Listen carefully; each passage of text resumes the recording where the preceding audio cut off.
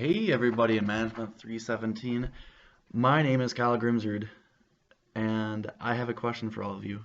Have you ever been a part of a business where you feel like there's a lack of a clear sense of direction? The managers don't really know what they're supposed to do, and they maybe fail to properly motivate you and your fellow employees. I know I have myself, as I'm sure many of you have too, and that's a large part of why I chose the paper topic I did. My paper is titled Creating a Sales Blueprint: How to Drive Employee Engagement and Improvement. My thesis, aka the purpose of this paper, is to present an actionable plan that a company could use to create an improved sales program with steps and explanations for every part of the way. And my literature review covers three key areas. The 3 points are establishing a sales plan, responsibilities of management, and what should be done once everything's put into action. For the sake of time, I'm giving a 1,000-foot overview. I've got 5 minutes, so I'm going to make this quick. And the first point is in establishing a sales plan. Two key points. Reverse alignment method. Sounds like a lot of fancy speak. Basically just means find out what your end goals are for the company, and then from there you can work backwards and create steps to reach that point. Another point is tying goals to company mission. When you create an incentive plan, you want to tie it into what your company goals are, because you'll have your best salespeople. They'll want to make the most money possible. So they'll sit down, they'll read through your entire incentive plan and find out where they can make the most money. So if your incentive plan isn't in line with what your end goals are, that's not good. So in other words, if you want to reward your reps for bringing in new business, give them bonuses for that. With the responsibilities of management, you want to focus on training and development. In particular, leaders, they're there every single day, day in, day out, working with your employees, so make sure there's more of an emphasis on working with them.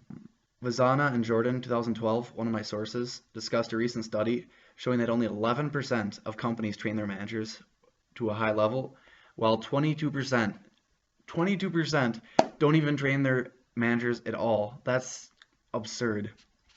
With mentorship and coaching, my main finding was to suggest that at least once a month, managers should sit down with their employees to answer any questions as well as just assess their performance rather than just doing that once a year for an annual review.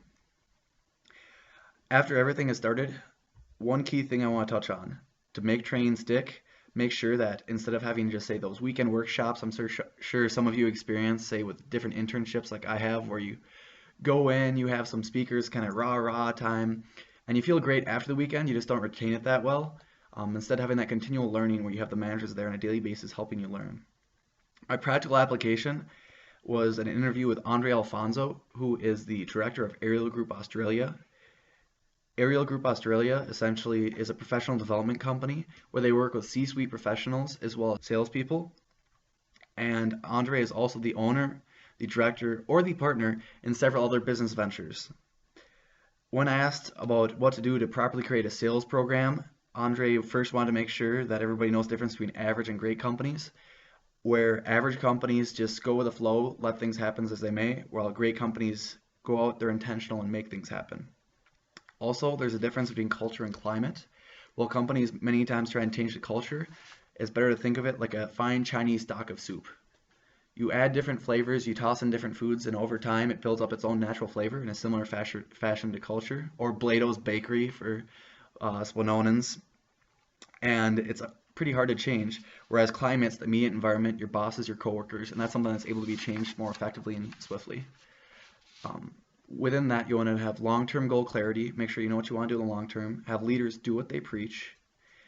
Don't show up late, essentially, and have personal recognition above what the company does. So instead of those banquets, also on a daily basis. If they do a great sales call, let them know that. And the most important thing for training development is to train the leaders. Andre thought that because of them being there on a daily basis, it's important to reinforce that. From combining both the literature review and this practical application, the top two takeaways: structure sales plans around company end goals, and place more emphasis on training development, especially of managers. Companies need to be more intentional to go from good or average to great and exceptional. Final takeaway point everybody should get from this presentation is not to worry about training your employees and having them leave. Instead, what happens if they stay around and you're leaving all of this on the table by not training them? Train your employees and they will reward you tenfold.